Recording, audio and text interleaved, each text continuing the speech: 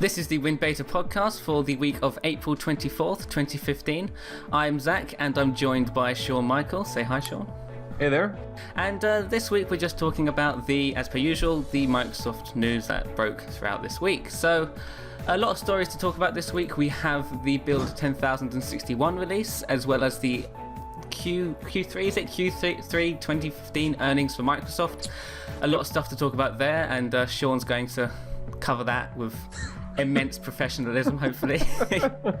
We've also got the Xbox One update, including the Windows 10 apps, and the Microsoft store, the first Microsoft store outside of the US. Is it the US? Is it here? No, it's not here. It's somewhere else. Oh, it's not in the US. But it's a start, which is a good thing.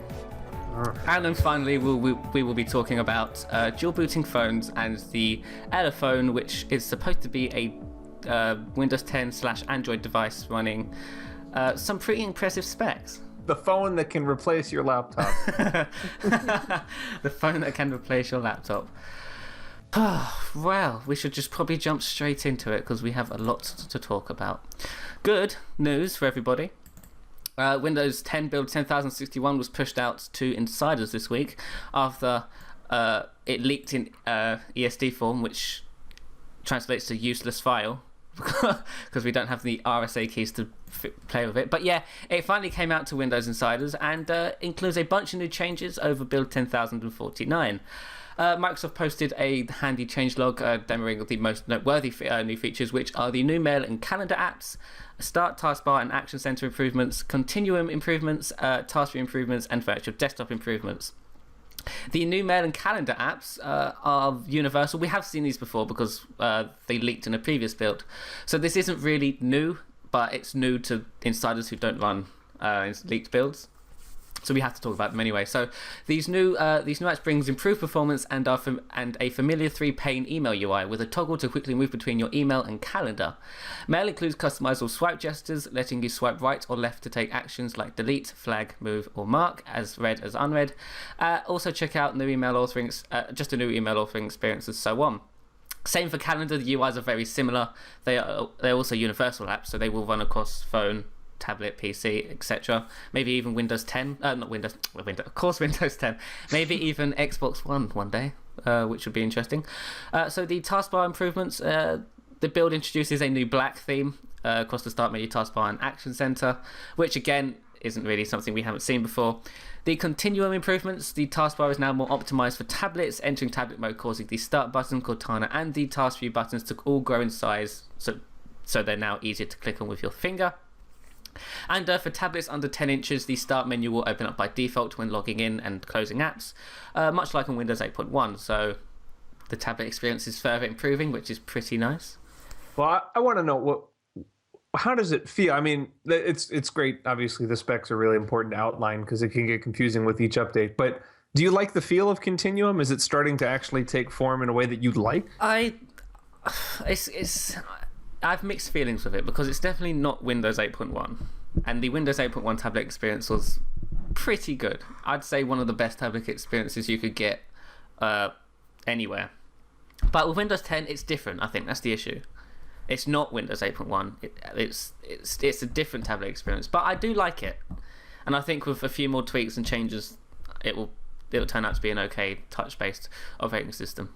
What's the start screen look like when you're on Windows 10?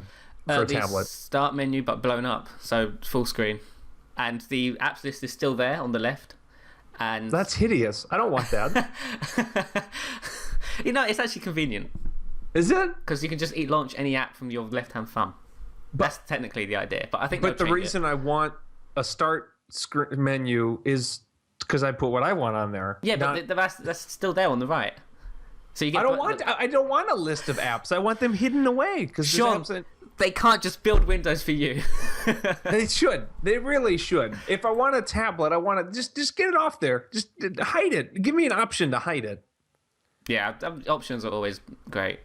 And give me the Charms bar back. They took it from me. They did take it. Was you on the website when I wrote about that? No, but I learned about this, and I was like, "Are you really? Are you actually taking that away? How are tablets going to work?" And at that point, they had no idea. I was like, "We don't know, but we're taking it away." Like, they are not going to work with charms. That's how they're going to work. We're making not this new with version, charms. but charms won't be there. And I was like, "Okay, so what are you going to do instead of charms for tablets?" I don't know. So, okay, Hamburgers. Everyone loves hamburgers. Apparently not. So what else is new? I think we did task view improvements. The UI for task view has been updated, and the behavior of task view has changed. This behavior has been there for a while now, but they're highlighting it again. The taskbar now, you can change it, but by default the taskbar displays apps that are currently open in that one desktop instead of all of your windows across multiple desktops, which is kind of the way I think multiple desktops should work. I don't think, because they did a post recently saying you get to vote how this works. You either have it one way or the other way by default, and we'll set it like that. And I don't know why they do it, because the majority of people prefer to use multiple desktops when each desktop is its own individual desktop, right? Isn't that called a virtual desktop? Yeah, well, hey, there it is. There you go. But they've asked, like, if I wanted to project my screen onto a second screen, I do that now, where you click and drag between them and it's fluid. A virtual desktop is so that over here I can have work, and over here I can have like 9gag and like not work, and like, but they're completely independent entities. Now, when you have a virtual desktop open, can you open two different control panels and stuff? Let me try. I believe you can. Because I would really love it if it was. I mean, I know you would need a more powerful computer to do this, but if it was basically like two computers but running from the same. So, because right now when you extend, like if I extend my Surface Pro 2 to a second screen, which that's my setup at home, like at the bottom, like there isn't like a taskbar on the extended screen, and so that's I don't like that. So that's hopefully one of the things that virtual desktops is giving me, is that experience. You can launch multiple entities of Windows. So you can have File Explorer open in one desktop, and then File Explorer, a different entity, open in another desktop, and you can move them between desktops as well. But was you talking about, like literally running full versions of the desktop, multiple versions? I mean, I would love to do that, but I understand if it's not what happens. That'd be a bit overkill, I think. I wouldn't see the point either. But I can understand the more that they're separate, the better. If it's a virtual desktop, I want it to be another desktop. And again, with the choices, they will allow the option to, if you like it the other way, which I'm not sure why you would, but if you do like it the other way, you will be able to change it like that. And let's be fair,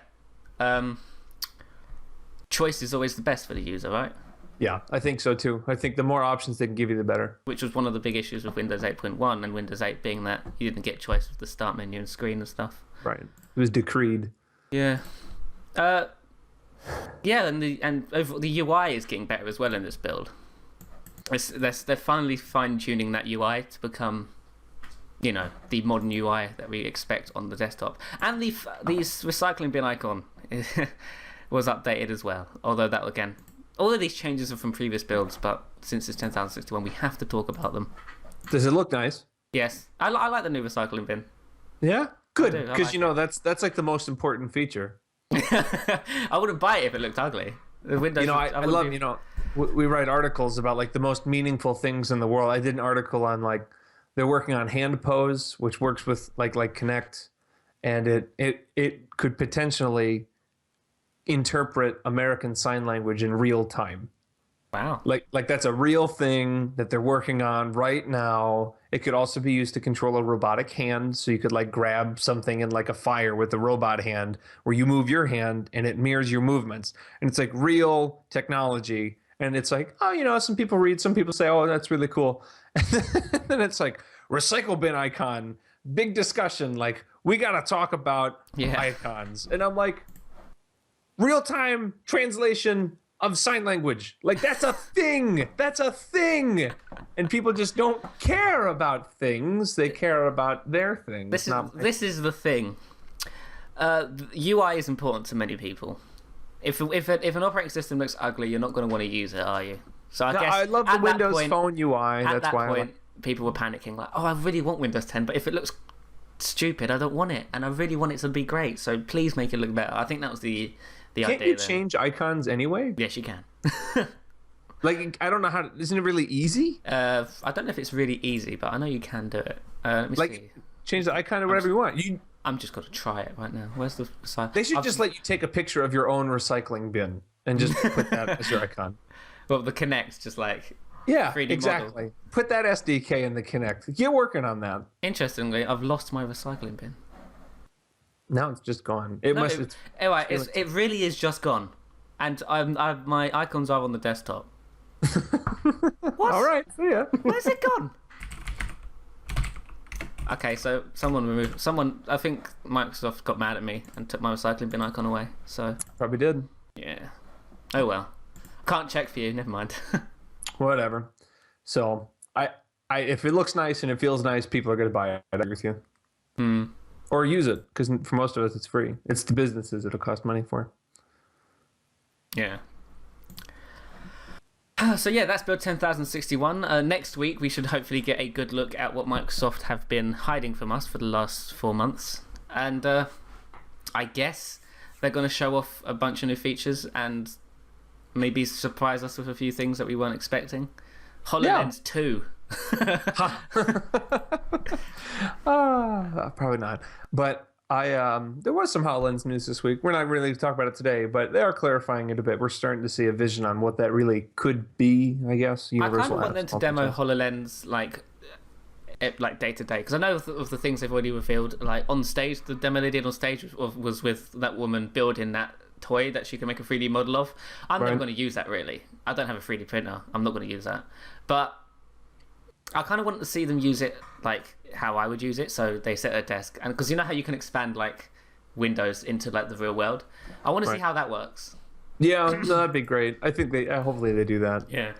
We're talking about Build, by the way. If anyone doesn't know, just Build FYI. Network. Build April 29th. Also my girlfriend's birthday. So I may not even be there to watch it.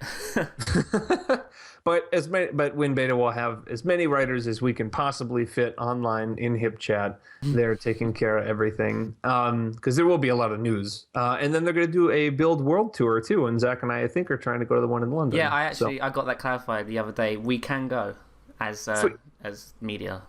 Sweet. So we'll get all that taken care of and maybe even do a special podcast. But yeah, so Build's big news coming on next week's podcast, probably almost entirely on Build, I'd imagine, unless there's some news unforeseen that's somehow more groundbreaking than that. See, I reckon the likes of HoloLens and Windows 10 and stuff, I reckon it'll be a success. I think so too. Well, I mean, we're about to get into the financial reports. Actually, probably should just go into that now. And speaking if that's of okay. success. Yeah, speaking of success. And it's really interesting because people are talking about Microsoft's financial reports, and they're talking about, they didn't do well here and they didn't do well there. And I agree. And when you deal with that many teams, you need to try to make each team individually do well, whether it's Xbox or Surface or Office or that sort of thing. And I'm not saying that when you lose money, none of them lost money as far as I could tell. It's when they say losing, it's compared to what they've made in the past.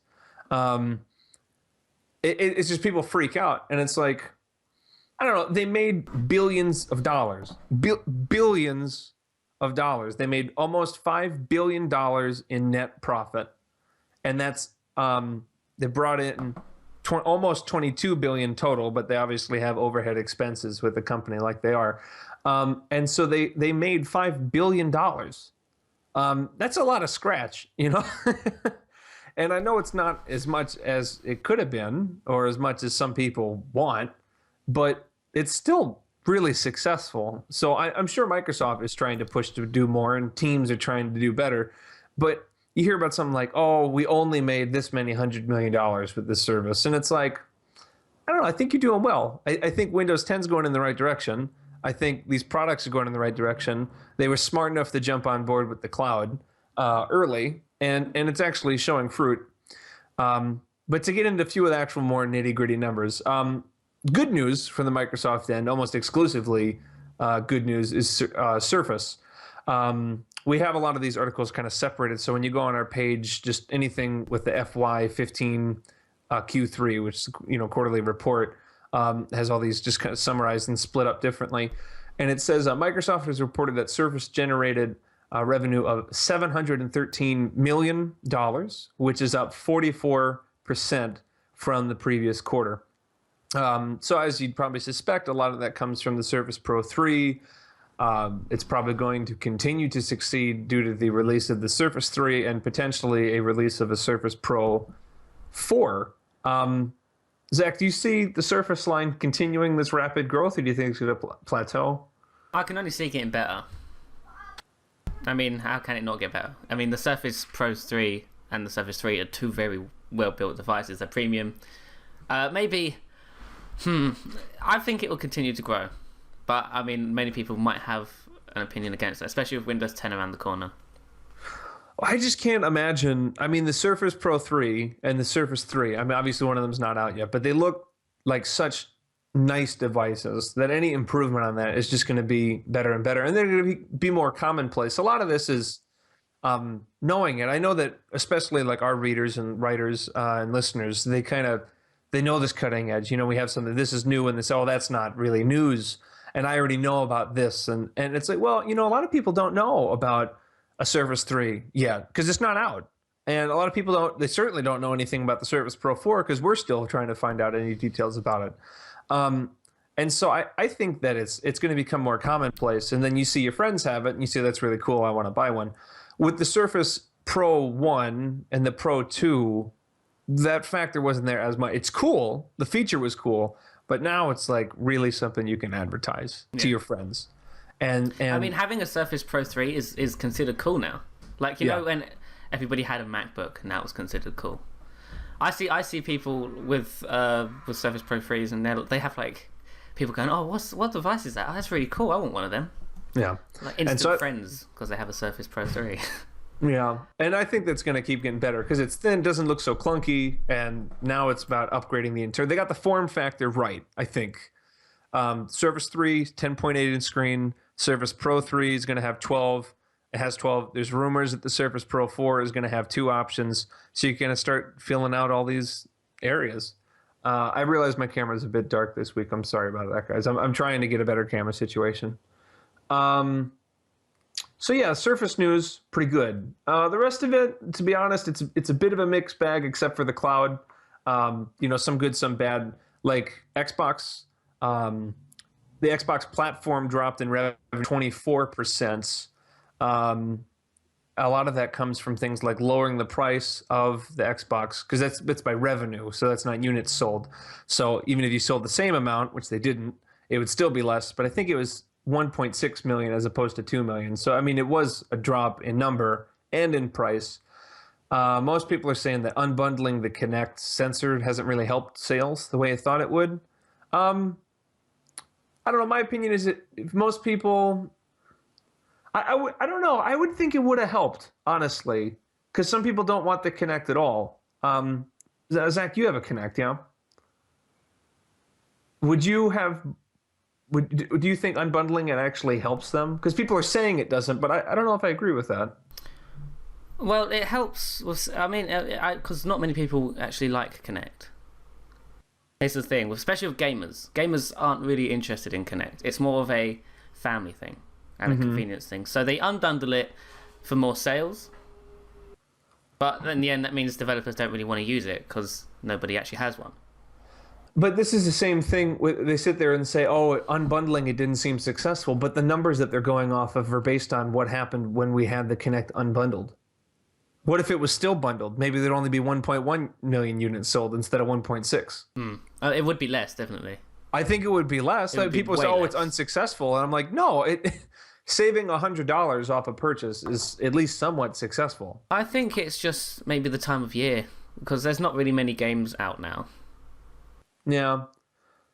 Yeah, I mean, I think the Xbox One, I'm going to get one this year. Towards the end of like September onwards is game season. All the new games come out then, like Halo, Call of Duty, Battlefield. All the AAA games come out then.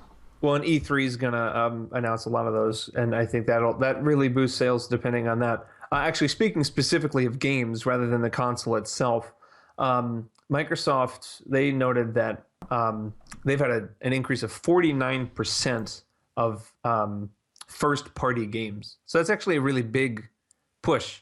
But they say that's mostly due to Minecraft's cross-platform sales. So I guess, you know, at the time when they bought Minecraft, people were kind of scratching their heads, but I mean, if it makes them money, how could they have shown HoloLens without Minecraft, Zach? It just wouldn't have worked.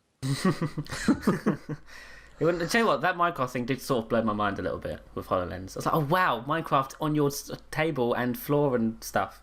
You know what it is? It's they had Legos where you play with blocks. I can't see it working that well. And then they made computers where you play with things like Legos called Minecraft. I know that Minecraft's a lot more advanced. Yeah, you get like little enemies and stuff to walk around. I know, and stuff. but then now you can use a HoloLens to take blocks that were originally probably inspired by actual blocks and then virtually put them somewhere so you can play with blocks in your own room, you know, like how you used to play with blocks in your own room. But now you get to interact with the actual game and break yourself into a wall and stuff. So it's actually kind of cool. But I would love to see integration with the real world and the virtual world. But there are going to be so many accidents with HoloLens. I'm sure there is. Oh, I'm sure. Yeah. I'm going to be one. I'm going to break something, and I am. I'm getting one. Though. I'm definitely getting one. Well, it depends on the price. It does depend on the price, but yeah, I definitely want one. Team Gnome says, "Get some better games, Zach." If Call of it's Duty like, doesn't, not interested, is it? I don't like Call of Duty really. I used to. Call of Duty 4 was the best Call of Duty. yeah. Let me get through some of these other financial stuff because I don't want to ignore them, but I don't, you know, it's the big news of the week. Lumia sales are still driving Windows Phone sales. They have, let's see here, Microsoft has reported 8.6 million Lumia smartphones have been sold, which is an 18% growth compared to the previous year. Probably previous. I don't know if that's year or quarter. I'm not sure if that's typo or not. But in any event, 18% growth I have seen. And so it's an increase. It's good for Lumia, but it's actually not that great for Windows Phone because Microsoft also reported that Windows Phone revenue has declined 16%. A lot of their devices are low end, so their profit margins aren't huge. They're really reliant on Lumia themselves. So I don't know. It's kind of a mixed bag, I think. Lumia is better, which is good if you're competing with like Apple, who has their own phone. Then Microsoft say we have our own phones. But if you're competing with Android, which controls a massive market share of the world, they don't own their own phones. That's like other OEMs. And so if you're trying to compete with them, it's not so great. And I think the bigger indicator is really revenue. I mean, downticks in revenue are always bad. Zach, do you think they're going to get this Windows Phone thing sorted? I reckon Windows 10 will help. I mean, we were talking about this before the podcast. They're not going to abandon it. It's already part of the universal operating system. They're not going to abandon it yet. I don't think they'd abandon it ever just because the operating system has already been built and the whole premise of Windows 10 was universal from device to device. Yeah, but that's just because it's built and working. It doesn't mean they'll just keep it going. It definitely depends on how successful Windows 10 is and whether that gets OEMs interested in making more devices for it. Because right now, other than Microsoft, who is like the biggest, I guess, OEM building Windows Phone devices, there's just a lot of small companies. And I know there's rumors of I think Samsung or HTC. Someone's working with Microsoft to build a new flagship for Windows Phone, but they never sell well. Like OEMs never, make enough from these Windows Phone devices. Well, yeah, like the HTC One M8 for Windows. I don't think that made a ton of money for them. It was also really late, though. That's the thing is the HTC One M8 for Android was out for a really long time before they made the Windows one, and now the HTC One M9 is already out, and there's only rumors about one for Windows. Yeah. And so if you're going to make it work, then you need to release them at the same time. We have one story about that actually later. There is a phone that's actually thinking about doing that, and even in that case, even in the case of a potential dual boot phone, the Windows version is still going to come out later than the Android version. Mm-hmm. And this is that age-old story. Windows and Microsoft is always late. They're always late.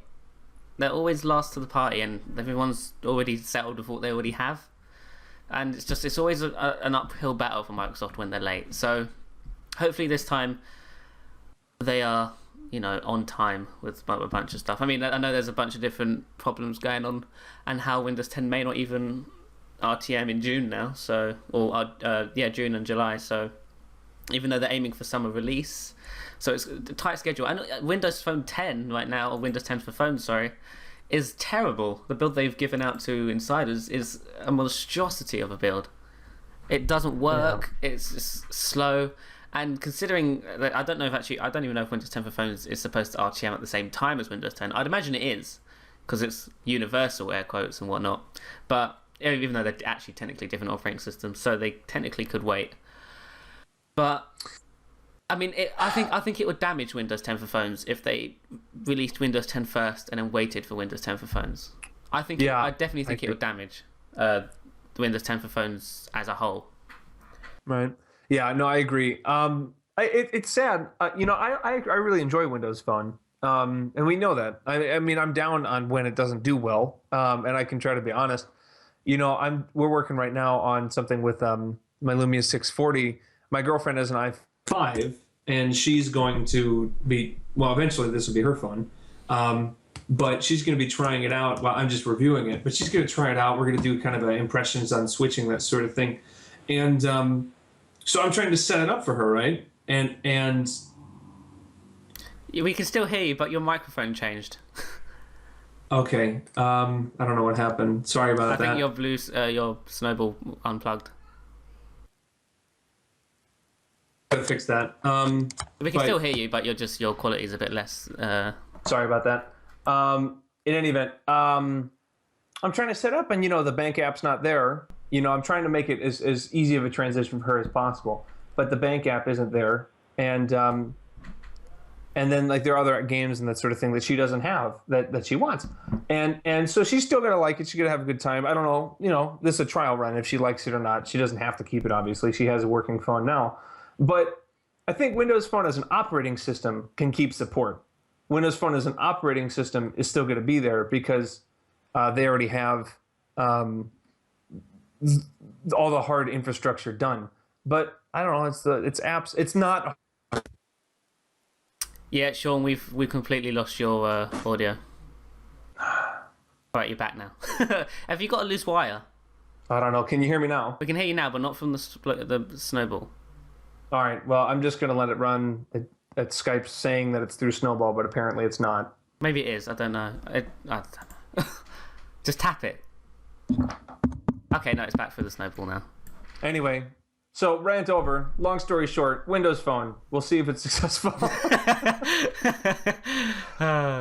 Sorry about that, guys. It showed up that it said USB unrecognized, even though it had been recognized. Windows for you. Yeah, exactly. Yeah, Skype and Windows. Tell you what, Windows 8.1 has been so unreliable for me over the last few days. Windows 10 operates better on my desktop than Windows 8.1 does, and that's saying something. It's ridiculous. Yeah. Can I say one thing that Microsoft has done well to get that over is the cloud. We have a whole article on this, and it's worth grabbing. But I just wanted to summarize because we have to move on. We've been on the financial reports for quite a while now. It's titled. The earnings reflect a company transitioning to the cloud. And I think that's very true. They had a 106% increase of cloud services over the last quarter. They've had multiple quarters in a row now of triple-digit increases. Office 365 is seeing great increase.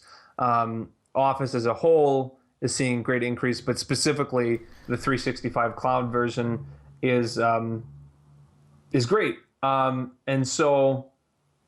I don't know. I think that we say they're behind on a lot of things, and that's, to be honest, because they are. But it's really hard to argue that the cloud wasn't a good decision. If you look at like the overall earnings trends, the cloud is consistently going up. Just I'd almost say dramatically at certain points. But then other services kind of up and down. So. To give Microsoft credit, before we move on away from any financial stuff, they have done pretty well with the cloud, Azure, Office 365, that sort of thing. So there's our finance news. I'm not a business major. I'm sorry, guys. Neither am I. That's why you took this story. But hopefully now with the mic back and we're moving on to news that is a little more exciting for most of us because it involves video games, we can move on. Yeah.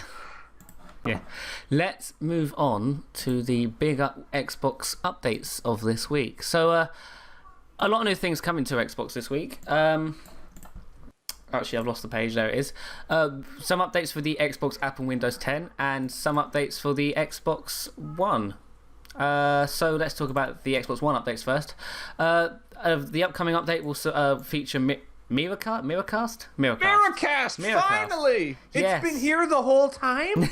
It was there since day one, just not enabled, surprisingly. What a ridiculous... It was there the whole time? Yeah, and guess what? It's coming. This May preview, I guess, is coming. The Xbox One has been out for years. Where has this been? It's been hiding from you, but it's coming, which is good news, along with an update to Smart Glass and stuff. It's just so ridiculous. I'm so excited, but it's so ridiculous that the hardware was always there.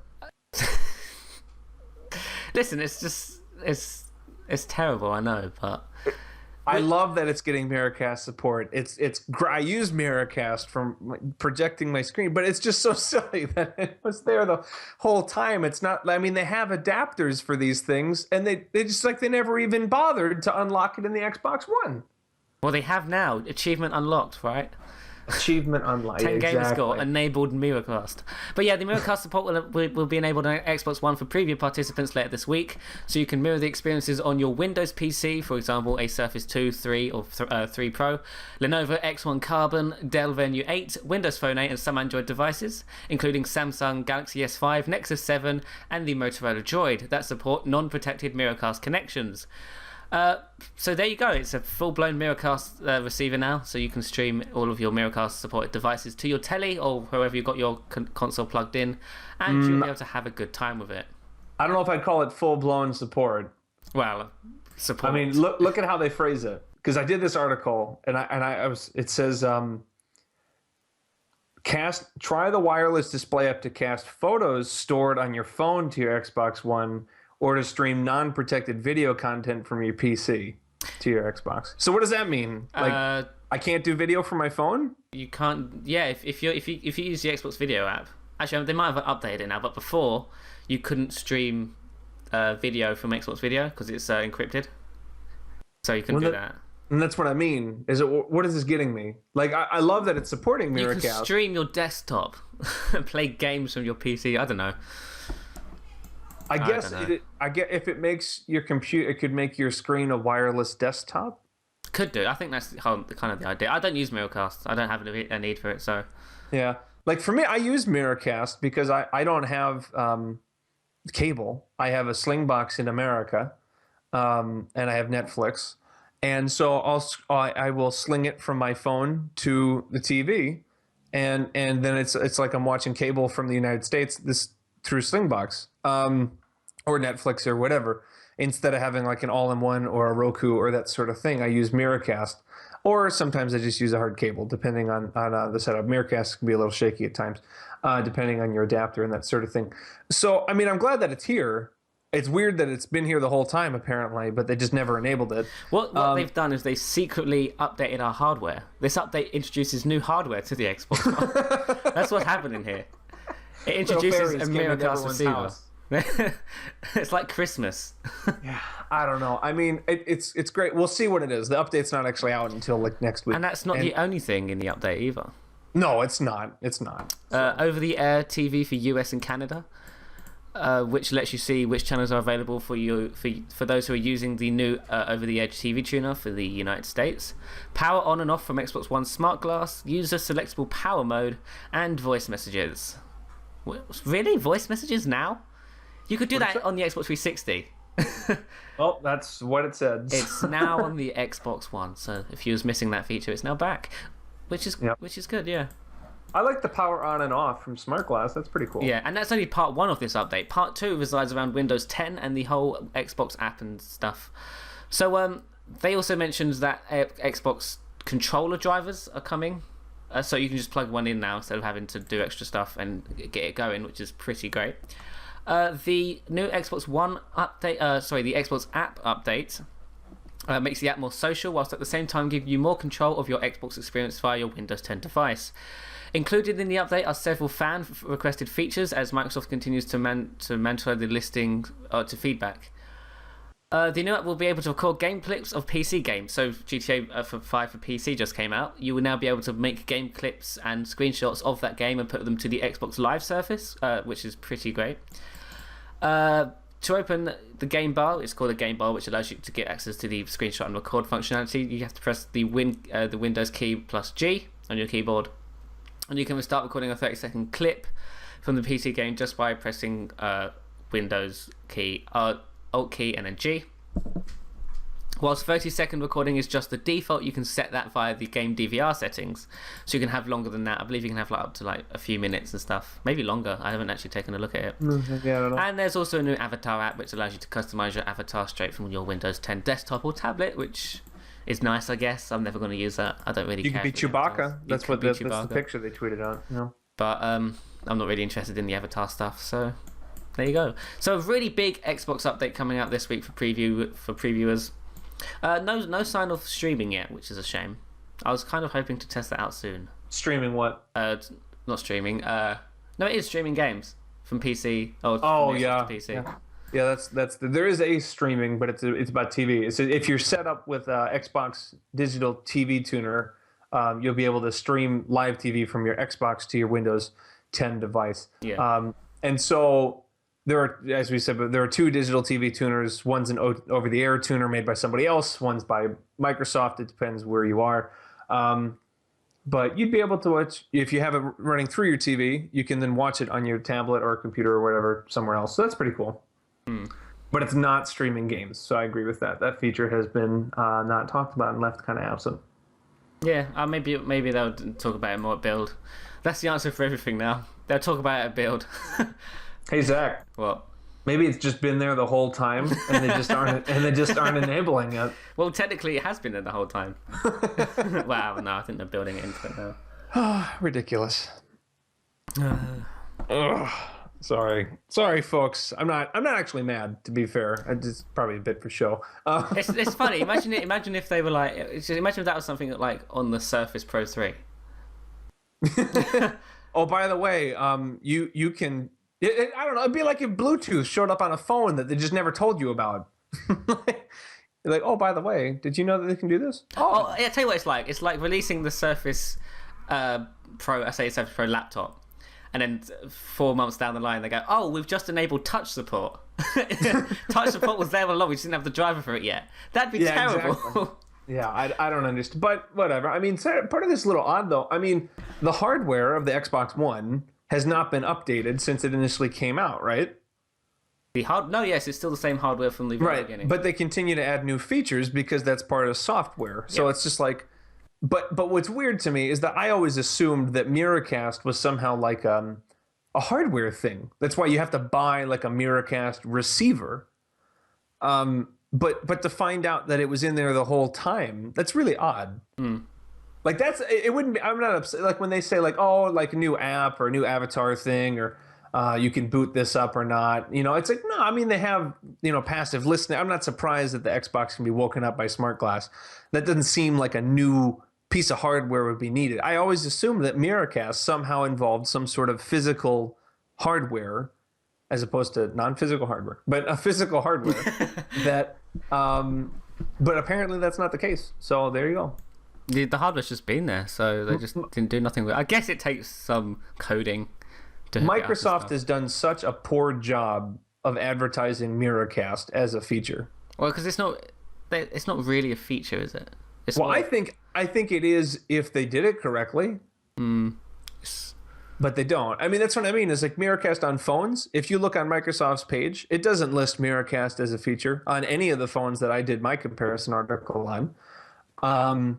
They sell a Miracast receiver, and they tried to make a big deal out of the announcement, but then they don't. And they use. It's not like they're opposed to the word Miracast. It's not like that's like, because sometimes you see companies and it's like, oh, we support this, and it's some generic term for obviously a very specific product. But But that's not the case. Like, it's just not really mentioned. I like Miracast. It's not perfect, but let's be honest, it's as close to a wireless HDMI cable as we have right now. Yeah. And that's a cool feature. I mean, they have a receiver now where you take your phone, you pair it with NFC, and bam, it's on your TV. You can have this little disc that you carry, and works great. Well, I don't know if it works great. It looks great. I don't know if it works great. It works poorly, but it's great. Yeah, but they just don't advertise it a ton. I think that's a feature that they should, especially if it's something they have that other people don't. But whatever, like you said, they don't make Windows just for me. Yeah, they don't. They make it for the insiders. Do they? Is that it? Anyway, one thing they have done for us, because we got to transition here a bit, is again, it's not for me. This is more Microsoft, obviously not catering to you and I, Zach, because they're opening a Microsoft store outside of North America. It's important to point out I think they have one in Canada already, so it's not just outside the U.S. But it's in Australia, which is great for the people of Australia. It doesn't help me right now. No. But I guess I shouldn't be so selfish. This is pretty good news. I read this title and I read Microsoft first flagship store outside North America, and I just went to open in Sydney. Because you live in London, so if it was in the UK, I would live there. That'd be my new home. But guys, you'd work there. Yeah, I'd work there. Can't believe it. So close, but so far.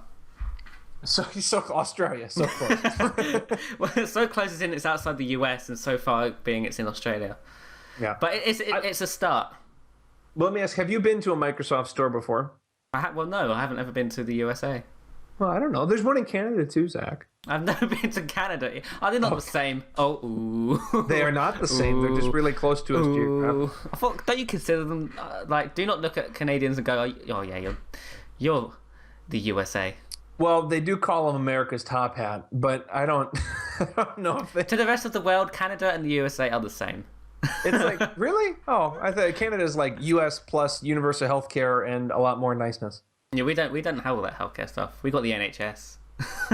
Well, I mean, no. Anyway, whatever. I've been to Microsoft stores. They are really nice. They should put these things everywhere. They show premier devices. A lot of people are bringing up, prices drop when you bring Microsoft stores there because you're not ordering them from super far away because Microsoft's supporting them directly. There are areas where Windows Phone is trying to, or Windows as a whole is trying to grow, and having a store like this makes a big difference. And they can do events and that sort of thing as well. And so they're pretty common in America. There are two Microsoft stores in the two biggest malls in my area. And so, yeah, I think the goal is eventually, it's like Apple stores were so successful that they want to make more Microsoft stores. And so I hope that they continue. I hope Australia is the first of many, many, many, many Microsoft stores outside of North America. I know that's one of the biggest knock for a lot of people is that they don't support countries other than the U.S. So it'd be really nice. Especially, I'd love one in London. I will go to the opening. If it's in England, I will go to the opening. I will camp out at that opening. Yeah, me too. We can do it together. We can do a live podcast. We're here live from outside the Microsoft store. We can interview people down the queue. It'll only be us two, but we can interview each other. But yeah, no, it is a start. It does mean they are finally considering land outside the USA. And just for reference, guys, I was only joking about the Canada USA comment. Are they offended? No, I'm just in case they are. I mean, we have live viewers. I don't know how many of them. No, they're moaning about how. I don't know what they're moaning about. What are they moaning about? We are not French. USA. Canada. Japan needs one. I agree. Yeah, no, a lot of these countries need it. I think Microsoft, if they want their earnings report to be different than what it is right now, they need to go more global. There's apparently one opening in Brazil. Is there?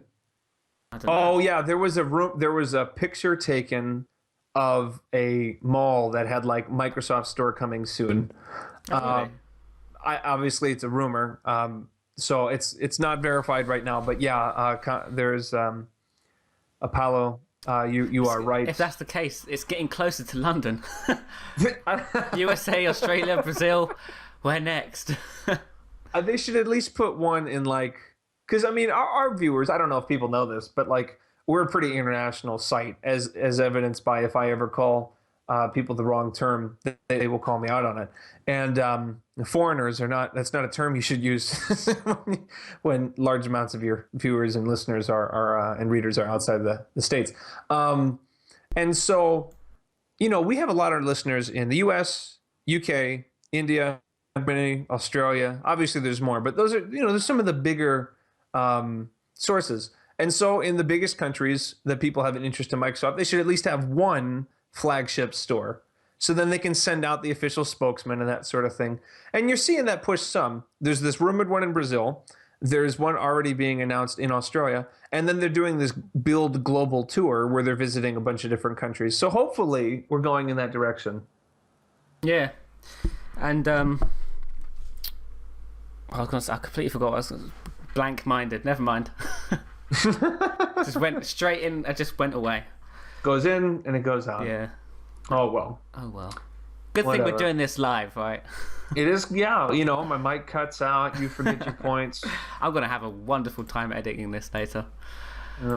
Yeah. Is that story then? I think it might. You know, I don't think the commenters freaked out about my mic. Maybe they just don't care. We probably don't. They should just do a Zach podcast. Probably get more listeners. I wonder if I could get away with doing a podcast on my own. I had to do a live broadcast by myself once. It was just simple. We didn't have a lot of listeners. It was just like university practice kind of. I mean, it's a real but it's. I was supposed to show up with someone. I had never used the equipment before, and I had to do a podcast by myself. or like I guess it's like an online broadcast, but it's basically a live podcast. Excuse me. Yeah, so I guess we only have one more story of the week. We do, and this story, I don't think it affects us really, does it? It's just China's Elephone. China is a company in China, I guess, they're working on a device, a Windows 10 device, which also happens to run Android. I guess it'll be one of the first dual boot Windows 10 Android devices. Sporting a 2K resolution screen, which is ridiculous. I don't know why you'd need 2K on comedically high. Yeah. And how many gigabytes of RAM, Zach? And let me read it. 4 gigabytes of RAM. Oh my. 4 gigabyte. Big. Oh man, you can replace your laptop. You can't even with talk. With a 20.7 megapixel camera for photos and video, and an Intel system on a chip CPU, making it the company's first smartphone to move away from MediaTek's processor. What company is it? I guess the company's called Elephone. I don't know. I don't know what the company's called. But yeah, it's a stupidly over-spec'd device. I mean, 2K resolution on a phone is not needed, is it? It's just not needed. I will say this. I'm yesterday I was trying to compare screen resolutions because you see the numbers, but you want to. And so I got a pretty high-res photo that I had taken on my 930. And looked at the same photo on my 640 and my 930. And you have to zoom in quite a bit of difference to notice. But there is a point where there really is a noticeable display difference. The Lumia 930 has 441 pixels per inch. Mm-hmm. I don't know what would 2K come out to. I think the 930. What is it? It's anyway. Do you know what 2K comes out to on a 5-inch? I don't know what it would be, pixel per inches resolution thing. But I do know that you won't be able to tell the difference. Yeah, that's true. At a certain I think point. It's like 320 ppi, maybe a bit less. 296, something around there is when your eye stops differentiating between it. And unless you're using your phone like this, you're not going to be able to tell the difference. And so Ant-Man's on. He's got to read that text, Zach. But yeah, no, it's ridiculous because all it's going to do is use the battery. I think the main battery. reason, and it's got 4 gigabytes of RAM and a system on a chip. I imagine it's a heavily spec'd system on a chip with 20.7 megapixel camera. That phone is going to eat its own battery faster than it can turn on, I guess. Isn't 4 gigs of RAM? Isn't that like putting a Ferrari engine on a scooter? Yeah. That wouldn't work, though. That just like... Well, of course it wouldn't. That's my analogy, Zach, is that... I mean, I guess it would work. It's more like, I don't know. It's just so overpowered. I actually, honest question, what do you need that amount of RAM for on a phone? Angry Birds. No, I mean this genuinely. And, like, I'm not a genius. As our listeners know, I love technology, but I don't. I guess it's future-proofing. What was that? I guess it's future-proofing. Because remember, this is probably the biggest point of this device, is that it dual boots Android. And Android can be a pretty hungry operating system. It can eat up your resources, and with a number of different tweaks put on Android, you could easily use up 4 gigabytes of RAM. Really? On the Android, it's better now, but before Android was just it. You needed a lot of RAM to get it, running at an okay speed. And I guess, I don't know, when they say dual boot, I mean, maybe a lot of that RAM is for that sort of just heavy. Yeah, I don't know how. I doubt you could switch back. What does dual booting mean in this case? You'd have to turn it off and back on to get Windows. It's not like virtual desktops. No, that'd be great. You know what? That'd be really good. That'd actually be really good. I don't think that'd be the case. Maybe that's why it has 4 gigabytes of RAM. Yeah, so you can switch. It's simultaneously running 2 operating systems. You have to leave it plugged in. It's more of a desktop phone. Yeah, if you unplug it, 5 minutes of battery. Do you think dual booting phones, Android and Windows, is a good thing for Windows or bad thing? Say that again. Do you think the dual booting idea, is going to be good or bad for Windows? It will be good because Android's much more of a popular operating system. So I guess Android will bring it up. Because let's be fair, if you're buying that device, it'd most likely be for Android. As a normal consumer. I guess it's almost like throwing in Windows for free. Yeah. It's like, well, they might buy it for Android and then be like, oh, this thing dual boots into another OS? Well, what's this look like? And they might like it. Yeah. I don't know. I'll put it this way. If you want to build a future-proof device, it's this, but with a battery that lasts. And it might. Maybe it has some a 10,000 milliamp battery, please. Yeah. I can't imagine that's going to have good battery life. But you know what? A lot of these, it's kind of, like you said, it's future-proof, and they want that for a reason. Also, it's a 20-megapixel camera, which for high-end phones seems to be pretty standard now, in terms of like the highest-end phone. What I'd like to see them do with these new Windows 10 devices is have them... I believe there was talk of this a few weeks ago, but have them be dockable. So you could dock, say, your phone, your Windows 10 phone. You dock it, and then it turns into a full computer. Well, yeah, I mean, then you might need 4 gigs of RAM. And with the universal operating system, that's not completely unheard of. No, yeah, but with the whole Windows 10 for phones and Windows 10 desktop, they are technically 2 different versions of Windows. But Windows 10 for small tablets. Windows 10 for small tablets and for phones are the same. That's good. I mean, that could be. There is actually a device that exists where you take your phone and then put it into this thing, and it makes it a tablet. That actually is real. I thought Ubuntu wanted to do something like that, but it never. Their plans didn't fall through. Yeah, apparently it's an actual device. It's really bulky, and maybe in the future, I mean, if there's a point where if you can fit 4 gigs of RAM into a phone, I mean, maybe one of the solutions is someday you'd basically be plugging in a phone into a tablet on the inside, and then like the innards they would combine, and then it would be like a monitor in your phone. I don't know if people want that, but I don't know. I can't see a market for it yet. But I mean, I guess the future will literally be it is your computer as well. You take it to work, you go to work, you plug it in, there you go, there's your computer at work. Yeah, that's what I mean. Take it home. Yeah, if they could jam in, like my computer only has 4 gigabytes of RAM on it. And so if they could do that, that'd be nice. You just dock it, bam, you put it in a monitor, you're great. But I think that's pretty far off. If we're going to do that, it's not there now. Yeah. Hopefully it'll come in a future update. Magically enabled with a patch. You know what it'll be? They'll be, oh, by the way, guys, this was here the whole time. And you didn't even know it. Ridiculous. But yeah, I think that's this week's stories. Not a lot this week, but then again, it is the week before build, so things have to be a bit. They've got to save something for next week. Next week's podcast is going to be a blast. It is. It is. We're going to have like a 2-hour dedicated one. See, build is on the 29th, right? Yeah. So it's a Wednesday? Yep. And then we'll do our regularly scheduled podcast on Friday. Yeah, we can't do it on Wednesday because I might not even be here. Okay. Well, girlfriend's birthday, yeah? Yeah. Yeah. Okay. Well, so next week we'll have build news. I'm sure there will be plenty of it. HoloLens surgically implanted into your skull, Windows 12, all sorts of things. And we will hopefully see you all there. This has been the WinBeta podcast for the week of April 24th, 2015. Thank you very much for listening in. As always, you can find us on SoundCloud, TuneIn, iTunes, all your favorite podcast clients. Stay up to date on your RSS feeds. Tell your friends. Find us on YouTube. All that stuff, and stick to winbeta.org for all your latest Microsoft and Windows related news, especially that of Build 2015.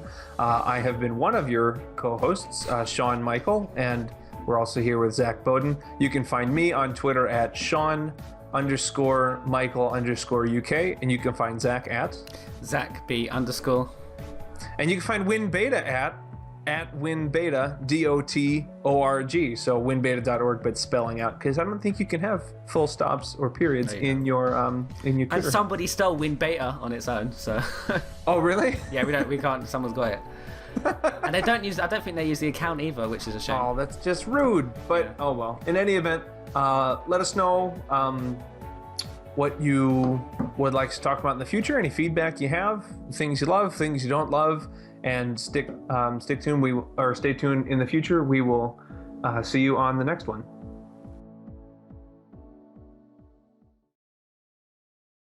That's okay. I called it an extra, so we're. Oh, no, we're still live, right? Yeah. Are you okay? Are you alive? Period. You're live. I am going to die. I am actually going to die. There wasn't even that much water in that. Are you sure you're drinking water, Zach? Yeah. Yes. I'm so glad that happened after the podcast. I have gone red. Oh, man. Oh, dear. Sorry about my mic. I don't know what happened. How long? Sorry about my brain. My brain.